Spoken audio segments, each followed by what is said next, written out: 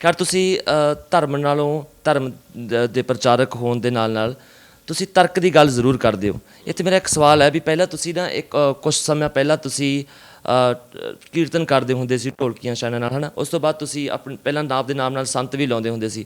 ਫਿਰ ਅਚਾਨਕ ਐਸਾ ਸਮਾਂ ਆਇਆ ਕਿ ਤੁਸੀਂ ਕਿਹਾ ਕਿ ਨਹੀਂ, ਮੇਰੇ ਤੋਂ ਗਲਤੀ ਹੋ ਗਈ, ਵੀ ਮੈਂ ਉਸ ਦਾ ਪਛਤਾਵਾ ਕਰਦਾ ਵੀ ਉਹ ਉਦੋਂ ਮੈਂ ਨਾ ਸਮਝੀ ਦੇ ਵਿੱਚ ਕੁਛ ਹੋਇਆ ਮੇਰੇ ਤੋਂ। ਪਰ ਉਦੋਂ ਵੀ ਤੁਹਾਡੇ ਲੱਖਾਂ ਫੋਲੋਅਰ ਸੀ ਜਿਹੜੇ ਤੁਹਾਨੂੰ ਫੋਲੋ ਕਰਦੇ ਸੀ, ਉਸ ਤਰੀਕੇ ਨਾਲ ਫੋਲੋ ਕਰਦੇ ਸੀ।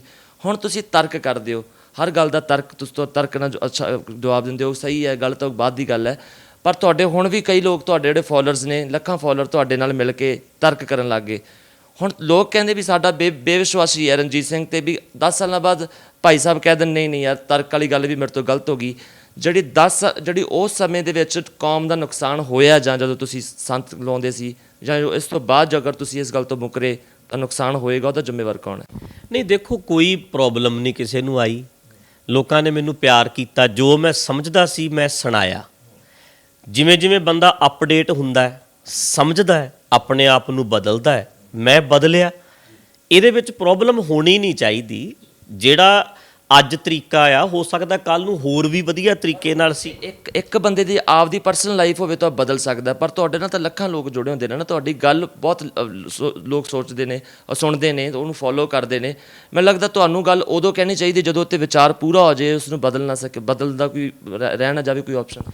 ਨਹੀਂ, ਇੱਦਾਂ ਨਹੀਂ ਹੁੰਦਾ ਵੀਰ ਜੀ। ਅਪਡੇਟ ਹਰ ਬੰਦਾ ਹੁੰਦਾ ਰਹਿੰਦਾ ਆ, ਢੰਗ ਤਰੀਕੇ ਬਦਲਦੇ ਰਹਿੰਦੇ ਹੈ। ਔਰ ਇਹੀ ਤਾਂ ਸਿੱਖਣਾ, ਸਿੱਖ ਦਾ ਅਰਥ ਹੀ ਹੈ ਵੀ ਨਿਤ ਨਵਾਂ ਸਿੱਖਦਾ ਰਹੇ, ਆਪਣੇ ਐਕਸਪੀਰੀਅੰਸ ਸਾਂਝੇ ਕਰਦਾ ਰਹੇ, ਆਪਣੇ ਐਕਸਪੀਰੀਅੰਸ ਸਾਂਝੇ ਕਰੇ। ਮੈਨੂੰ ਸੁਣਨ ਵਾਲੇ ਬਹੁਤ ਬੰਦੇ ਜਿਹੜੇ ਬਾਬਿਆਂ ਵਿੱਚ ਵੀ ਸੀ, ਉਦੋਂ ਵੀ ਮੈਨੂੰ ਸੁਣਦੇ ਸੀ, ਉਹਨਾਂ ਨੇ ਆਪਣੇ ਆਪ ਨੂੰ ਉੱਦਾਂ ਢਾਲਿਆ। ਜਿਵੇਂ ਜਿਵੇਂ ਪ੍ਰੈਕਟਿਸ ਕਰਦੇ ਰਹੇ, ਹੁਣ ਵੀ ਕਹਿੰਦੇ ਅਸੀਂ ਤੁਹਾਡੇ ਨਾਲ ਖੜੇ ਹਾਂ, ਤੁਹਾਡੀਆਂ ਗੱਲਾਂ ਲਾਗੂ ਕਰਕੇ ਵੇਖਿਓ, ਨਾਲ ਤੁਰੇ ਹੋਏ ਆ। ਕੁਝ ਬੰਦੇ ਹੋਣਗੇ ਜਿਹੜੇ ਹਟੇ ਹੋਣਗੇ, ਬਹੁਤ ਬੰਦੇ ਨੇ ਜਿੱਦਾਂ ਪਹਿਲਾਂ ਸੁਣਦੇ ਸੀ ਉਵੇਂ ਹੀ ਅੱਜ ਵੀ ਮੈਨੂੰ ਪਿਆਰ ਕਰਦੇ ਨੇ, ਕਹਿੰਦੇ ਬਿਲਕੁਲ ਠੀਕ ਹੈ। ਜਿਵੇਂ ਜਿਵੇਂ ਅਪਡੇਟ ਹੁੰਦੇ ਹੋ, ਅਸੀਂ ਨਾਲ ਅਪਡੇਟ ਕਰਨਾ ਆਪਣੇ ਆਪ ਨੂੰ। ਖੈਰ, ਇੱਕ ਤੁਸੀਂ ਤਰਕ ਕਰਦੇ ਹੋ, ਤੁਹਾਨੂੰ ਕੀ ਲੱਗਦਾ ਹੈ ਜੇ ਆਪਾਂ ਤਰਕ ਦੀ ਗੱਲ ਕਰੀਏ, ਕਿਉਂਕਿ ਕਿਸੇ ਵੀ ਗੱਲ ਨੂੰ ਅਸੀਂ, ਤਰਕ ਦਾ ਮਤਲਬ ਹੁੰਦਾ ਵੀ ਜਦੋਂ ਕਿਸੇ ਵੀ ਗੱਲ ਨੂੰ ਅਸੀਂ ਸਿਆਣਪ ਨਾਲ ਐਨਾਲਾਈਜ਼ ਕਰਦੇ ਹਾਂ, ਹੈ ਨਾ, ਚੰਗੀ ਗੱਲ ਹੈ।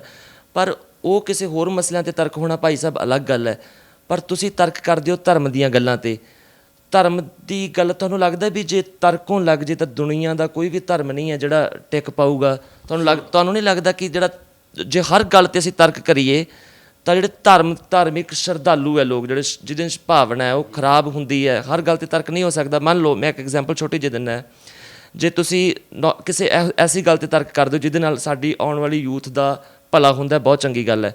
ਪਰ ਜੇ ਤੁਸੀਂ ਤਰਕ ਕਰਦੇ ਹੋ ਕਿ ਕੁਛ ਵੀ ਜਿਹੜੇ ਲੋਕ ਅੰਨੀ ਭਗਤੀ ਕਰਦੇ ਨੇ ਜਾਂ, ਹੈ ਨਾ, ਉਹ ਚੰਗੀ ਗੱਲ ਹੈ। ਪਰ ਮੰਨ ਲਓ ਵੀ ਸ਼੍ਰੀ ਗੁਰੂ ਨਾਨਕ ਦੇਵ ਜੀ ਨੇ ਕਿਰਤ ਦੀ ਗੱਲ ਕੀਤੀ ਹਮੇਸ਼ਾ, ਵੀ ਕਿਰਤ ਕਰਨੀ ਹੈ ਹਮੇਸ਼ਾ, ਤੁਸੀਂ ਕੰਮ ਦੇ ਵਿੱਚ ਵਿਸ਼ਵਾਸ ਰੱਖੋ, ਕਦੇ ਮੂਰਤੀ ਨੂੰ ਨਾ ਪੂਜੋ, ਸਾਰਾ ਕੁਛ ਕਰੋ। ਗੁਰੂ ਤੇਗ ਬਹਾਦਰ ਜੀ ਨੇ ਭਗਤੀ ਕੀਤੀ ਹੈ, ਫਿਰ ਤੁਸੀਂ ਤਰਕ ਇੱਥੇ ਕਰਦੇ ਹੋ ਤਾਂ ਫਿਰ ਉਹ ਵੀ ਇੱਥੇ ਵੀ ਬਣਦਾ। ਫਿਰ ਨਿੱਕੀਆਂ ਨਿੱਕੀਆਂ ਗੱਲਾਂ ਜੇ ਅਸੀਂ ਕੱਢਾਂਗੇ ਤਾਂ ਬਹੁਤ ਸਾਰਾ ਸਾਡੇ ਧਰਮ ਦੇ ਵਿੱਚ ਲੋਕਾਂ ਦਾ ਵਿਸ਼ਵਾਸ ਹੀ ਉੱਡ ਜਾਣਾ। ਫਿਰ ਮੇਰਾ ਇੱਕ ਸਵਾਲ ਹੈ ਤੁਹਾਨੂੰ, ਤੁਸੀਂ ਪੱਤਰਕਾਰ ਹੋ, ਤੁਸੀਂ ਗੁਰੂ ਨਾਨਕ ਦੀ ਇੰਟਰਵਿਊ ਲੈ ਰਹੇ ਹੋ, ਠੀਕ ਹੈ। ਇੰਟਰਵਿਊ ਲੈਣ ਤੋਂ ਪਹਿਲਾਂ ਤੁਸੀਂ ਉਹਨਾਂ ਦੀ ਬਾਣੀ ਪੜ੍ਹੋਗੇ ਨਾ, ਠੀਕ ਹੈ। ਜਪਜੀ ਸਾਹਿਬ ਹੀ ਪੜ੍ਹ ਲਿਓ, ਇਕੱਲਾ ਸ਼ੁਰੂ ਕਰਿਓ। ਸੋਚੈ ਸੋਚ ਨਾ ਹੋ ਬਈ, ਜੇ ਸੋਚੀ ਲੱਖ ਵਾਰ। ਬੜਾ ਵੱਡਾ ਫਿਰਕਾ ਸੀ ਜਿਹੜਾ ਨਹਾਉਣ ਨੂੰ ਬੜਾ ਮਹਾਨ ਸਮਝਦਾ ਸੀ, ਹੈ ਨਾ। ਉਹਨਾਂ ਨੇ ਆਉਣ ਸਾਰ ਸ਼ੁਰੂ ਹੀ ਇੱਥੋਂ ਕੀਤਾ। ਇਹ ਤਰਕ ਹੈ। ਹੁਣ ਪੱਤਰਕਾਰ ਆਇਆ ਨਹਾਉਣ ਵਾਲਿਆਂ ਦਾ, ਉਹਨਾਂ ਸਾਹਮਣੇ ਕੀ ਸਵਾਲ ਕਰੂਗਾ? ਆਹੀ ਵੀ ਐਡਾ ਤਬਕਾ ਨਹਾਉਂਦਾ ਹੈ, ਤੁਸੀਂ ਕੀ ਕਰੀ ਜਾਂਦੇ ਹੋ? ਮਤਲਬ ਤਰਕ ਨਾਲ ਤਾਂ ਵਿਸ਼ਵਾਸ ਟੁੱਟ ਜੂ ਉਹਨਾਂ ਦਾ, ਠੀਕ ਹੈ। ਅਗਲਾ ਚੁੱਪੈ ਚੁੱਪ ਨਾ ਹੋ ਬਈ, ਜੇ ਲਾਏ ਰਹਾਂ ਲਿਵ ਤਾਰ। ਅੱਖਾਂ ਬੰਦ ਕਰਕੇ ਮੌਨ ਰੱਖ ਕੇ ਬਹਿੰਦੀ ਸੀ ਬੜੀ ਦੁਨੀਆ ਜੋਗੀ। ਉਹਨਾਂ ਨੇ ਕਿਹਾ ਇਹ ਤਾਂ ਇਹਦੇ ਨਾਲ ਕੀ ਹੋ ਜਾਣਾ, ਇਹਦੇ ਨਾਲ ਮਨ ਚੁੱਪ ਹੋ ਗਿਆ ਕਿਤੇ ਤੇਰਾ, ਅੰਦਰ ਤੇ ਬੋਲੀ ਜਾਂਦਾ। ਹੁਣ ਸਵਾਲ ਕਰਾਂਗੇ ਵੀ ਐਡਾ ਤਬਕਾ ਉਹਨਾਂ ਨੂੰ ਮੰਨਦਾ, ਤੁਹਾਨੂੰ ਕੀ ਹੋ ਗਿਆ ਮਹਾਰਾਜ, ਠੀਕ ਹੈ। ਅਗਲਾ ਭੁੱਖੇ ਰਹਿ ਕੇ ਰੱਬ ਮਿਲਦਾ ਵਰਤ ਰੱਖ ਕੇ, ਉਹਨਾਂ ਨੂੰ ਸਵਾਲ, ਮਹਾਰਾਜ ਤੁਸੀਂ ਕੀ ਕਰੀ ਜਾਂਦੇ? ਦੁਨੀਆ ਤਾਂ ਵਰਤ ਰੱਖਦੀ ਹੈ, ਰੱਬ ਨੂੰ ਖੁਸ਼ ਕਰਦੀ ਹੈ, ਪਰ ਕਹਿੰਦੇ ਭੁੱਖਿਆਂ ਭੁੱਖ ਨਾ ਉਤਰੀ, ਜੇ ਬੰਨਾ ਪੁਰੀਆਂ ਭਾਰ। ਮਤਲਬ ਜਿਹੜੇ ਤਰਕ ਹੈ ਮਹਾਰਾਜ, ਇਹਦਾ ਤੁਸੀਂ ਇਹ ਦੱਸੋ ਵੀ ਨੁਕਸਾਨ ਹੁੰਦਾ ਕੋਈ? ਉਹ ਕਹਿੰਦੇ ਆ ਤਰਕ ਦਾ ਮਤਲਬ ਹੁੰਦਾ ਵੀਰ ਜੀ ਗਲਤ ਠੀਕ ਨੂੰ ਪਰਖਣਾ, ਵਿਚਾਰ ਕਰਨੀ। ਤੁਸੀਂ ਕੋਈ ਚੀਜ਼ ਖਰੀਦਦੇ ਹੋ, ਸ਼ਰਟ ਖਰੀਦੀ ਹੈ, ਪੈਂਟ ਖਰੀਦੀ ਹੈ, ਹੁਣ ਅਗਲਾ ਤੁਹਾਨੂੰ ਕਹਿ ਦੇਵੇ ਵੀ ਉੱਦਾਂ ਤਾਂ ਪੈਂਟ 2000 ਦੀ ਹੈ, ਤੁਹਾਨੂੰ ਕਹੇ 200 ਦੀ ਲੈ ਲਓ, ਤਾਂ ਮਾਈਂਡ ਸੋਚੂਗਾ ਨਹੀਂ ਵੀ ਯਾਰ ਐਂ ਕਿਵੇਂ ਸਸਤੀ ਦੇਈ ਜਾਂਦਾ। ਤਰਕ ਦਾ ਮਤਲਬ ਹੁੰਦਾ ਹੈ ਵਿਵੇਕ, ਮਹਾਰਾਜ ਨੇ ਵਿਵੇਕੀ ਬਣਾਇਆ। ਵਿਵੇਕੀ ਦਾ ਅਰਥ ਸਹੀ ਜਾਂ ਗਲਤ ਦੀ ਪਛਾਣ। ਹੁਣ ਗਲਤ ਦੇ ਉੱਤੇ ਜਦੋਂ ਸਵਾਲ ਕਰਨਾ ਉਹ ਤਰਕ ਹੈ, ਠੀਕ ਨੂੰ ਆਪਣੀ ਜ਼ਿੰਦਗੀ 'ਚ ਲਾਗੂ ਕਰਨਾ। ਮਹਾਰਾਜ ਇਹਦਾ ਨੁਕਸਾਨ ਹੁੰਦਾ, ਕਹਿੰਦੇ ਜੋਗੀ ਕਾਦੀ ਕੂੜ ਬੋਲ ਮਲ ਖਾਏ, ਬਾਹਮਣ ਨਹਾਵੇ ਜੀਆਂ ਘਾਏ, ਜੋਗੀ ਜੁਗਤ ਨਾ ਜਾਣਾ ਅੰਧ, ਤੀਨੇ ਉਜਾੜੇ ਕਾ ਬੰਦ। ਮੇਰੀ ਗੱਲ ਸੁਣਿਓ, ਇੰਨੀ ਤਰਕ ਮੈਂ ਨਹੀਂ ਕੀਤੀ, ਮੇਰੀ ਤਾਂ 1% ਹੈ। ਗੁਰੂ ਨਾਨਕ ਦੀ ਬਾਣੀ ਪੜ੍ਹ ਕੇ ਵੇਖੋ 100%। ਤੁਹਾਨੂੰ ਅਸਲ 'ਚ ਜਿਹੜਾ ਇਹ ਧਰਮ ਹੈ, ਸਾਡਾ ਧਰਮ ਹੈ ਵਿਵੇਕੀ ਬਣਨਾ, ਅਕਲ ਵਾਲੇ ਬਣਨਾ। ਅਕਲ ਵਾਲੇ ਬਣਨ ਵਿੱਚ ਜੋ ਗਲਤ ਹੈ ਉਹਦੇ 'ਤੇ ਤਰਕ ਕਰਨੀ, ਵਿਚਾਰ ਕਰਨੀ। ਵਿਚਾਰ ਕਰਨੀ ਹੈ, ਤਰਕ ਨਹੀਂ ਵਿਚਾਰ। ਅਤੇ ਵਿਚਾਰ ਵਿੱਚ ਗਲਤ ਨੂੰ ਛੱਡਣਾ ਅਤੇ ਠੀਕ ਨੂੰ ਅਪਣਾਉਣਾ। ਭਾਈ ਸਾਹਿਬ, ਮੈਂ ਤੁਹਾਡੇ ਨਾਲ ਇਸ ਗੱਲ 'ਤੇ ਪੂਰੀ ਤਰ੍ਹਾਂ ਸਹਿਮਤ ਹੈ ਕਿ ਕੁਛ ਚੀਜ਼ਾਂ ਨੂੰ ਗਲਤ ਤੇ ਸਹੀ, ਇਹੀ ਤਾਂ ਧਰਮ ਹੁੰਦਾ। ਦਰਅਸਲ ਸਾਡੇ ਧਰਮ ਦਾ ਮਤਲਬ ਹੀ ਇਹ ਹੈ ਵੀ ਗਲਤ ਸਹੀ ਨੂੰ ਅਸੀਂ ਪਹਿਚਾਨਣਾ। ਮੇਰਾ ਸਵਾਲ ਇਹ ਸੀ ਕਿ ਚਲੋ ਗੁਰੂ ਨਾਨਕ ਦੇਵ ਜੀ ਨੇ ਇਹ ਗੱਲ ਕਹੀ ਵੀ ਚਲੋ ਅਸੀਂ ਬਹੁਤ ਸਾਰੇ ਤਰਕ ਕੀਤੇ, ਜਿਹੜੇ ਵਹਿਮ ਭਰਮ ਸੀ ਉਹ ਹਟਾਏ, ਪਰ ਜਿਹੜੇ ਸਾਡੇ ਲੋਕ ਨੇ, ਜਿਹੜੇ ਸ਼ਰਧਾ ਦੇ ਵਿੱਚ ਨੇ, ਤੁਸੀਂ ਜਦੋਂ ਉਹਨਾਂ ਨਾਲ ਤਰਕ ਦੀ ਗੱਲ ਕਰਦੇ ਹੋ ਨਾ, ਤਾਂ ਉਹਨਾਂ ਦੀ ਸ਼ਰਧਾ ਟੁੱਟਦੀ ਹੈ। ਉਹ ਧਰਮ ਨੂੰ ਧਰਮ ਵਾਂਗੂ ਵੀ ਮੰਨਣੋਂ ਹਟ ਜਾਂਦੇ। ਸ਼ਾਇਦ ਹਰ ਕੋਈ ਬੰਦਾ ਤੁਹਾਡੇ ਵਾਂਗੂ ਨਾ ਸੋਚਦਾ ਹੋਵੇ, ਤਾਂ ਤੁਹਾਨੂੰ ਨਹੀਂ ਲੱਗਦਾ ਵੀ ਜਿਹੜੀਆਂ ਚੀਜ਼ਾਂ ਦਾ ਬਹੁਤ ਵੱਡਾ ਨੁਕਸਾਨ ਹੋ ਜਾਂਦਾ ਤੁਹਾਡੇ ਤਰਕ ਨਾਲ ਅਤੇ ਫਾਇਦਾ ਘੱਟ ਹੁੰਦਾ, ਉਹਨਾਂ ਤੋਂ ਤੁਹਾਨੂੰ ਅਵੋਇਡ ਕਰਨਾ ਚਾਹੀਦਾ? ਤੁਹਾਨੂੰ ਨਹੀਂ ਲੱਗਦਾ ਵੀ ਤੁਹਾਨੂੰ ਉਹੀ ਗੱਲਾਂ ਕਰਨੀਆਂ ਚਾਹੀਦੀਆਂ ਜਿਹੜੀਆਂ ਕੁਛ ਚੀਜ਼ਾਂ ਐਜ਼ ਆ ਧਰਮ ਨੂੰ ਧਰਮ ਵਾਂਗੂ ਰਹਿਣ ਦਿਓ? ਮੈਨੂੰ ਲੱਗਦਾ ਵੀ ਕਿਸੇ ਇੱਕ ਵੱਡੇ ਬੰਦੇ ਨੇ ਕਿਹਾ ਵੀ ਧਰਮ ਨੂੰ ਅਸੀਂ ਧਰਮ ਵਾਂਗੂ ਰਹਿਣ ਦਾਂਗੇ ਤਾਂ ਧਰਮ ਰਹੇਗਾ, ਜੇ ਅਸੀਂ ਬਹੁਤ ਜ਼ਿਆਦਾ ਤਰਕ ਕਰਾਂਗੇ ਤਾਂ ਖਰਾਬ ਹੋ ਜਾਏਗਾ। ਮੇਰੀ ਸੁਣੋ, ਜਵਾਬ ਦਿਓ ਮੈਨੂੰ ਮੇਰੀ ਇਸ ਗੱਲ ਦਾ, ਕਿਉਂਕਿ ਜੇ ਤੁਸੀਂ ਇਦਾਂ ਗੱਲ ਕਰੋਗੇ ਤਾਂ ਮੈਂ ਤੁਹਾਡੇ ਤੋਂ ਜਵਾਬ ਮੰਗਦਾ। ਤੁਸੀਂ ਕਾਂਗਰਸੀਆਂ ਦੇ ਗਲਤ ਕੰਮ ਤੇ ਤਰਕ ਕਰਦੇ ਹੋ ਕਿ ਨਹੀਂ? ਜਵਾਬ ਦਿਓ। ਨਹੀਂ, ਜਵਾਬ ਦਿਓ। ਕਰਦੇ ਹੋ ਨਾ? ਬੜੇ ਲੋਕੀ ਕਾਂਗਰਸ ਨਾਲ ਜੁੜੇ ਹੋਏ ਨੇ, ਦਿਲ ਕਿਉਂ ਤੋੜਦੇ ਹੋ ਉਹਨਾਂ ਦਾ? ਅਕਾਲੀ ਦਲ ਤੇ ਤਰਕ ਕਰਦੇ ਹੋ ਨਾ? ਬੜੇ ਲੋਕੀ ਅਕਾਲੀ ਦਲ ਨਾਲ ਜੁੜੇ ਹੋਏ ਨੇ। ਕੇਜਰੀਵਾਲ ਤੇ ਕਰਦੇ ਹੋ? ਕਦੇ ਕਦੇ ਕਰਦੇ ਹੋ? ਬਿਲਕੁਲ। ਤੇ ਕੇਜਰੀਵਾਲ ਨੂੰ ਵੀ ਪਿਆਰ ਕਰਦੇ ਨੇ ਲੋਕ। ਮਤਲਬ ਕੀ ਹੈ ਇਹ? ਕੀ ਹੈ? ਜਵਾਬ ਦਿਓ।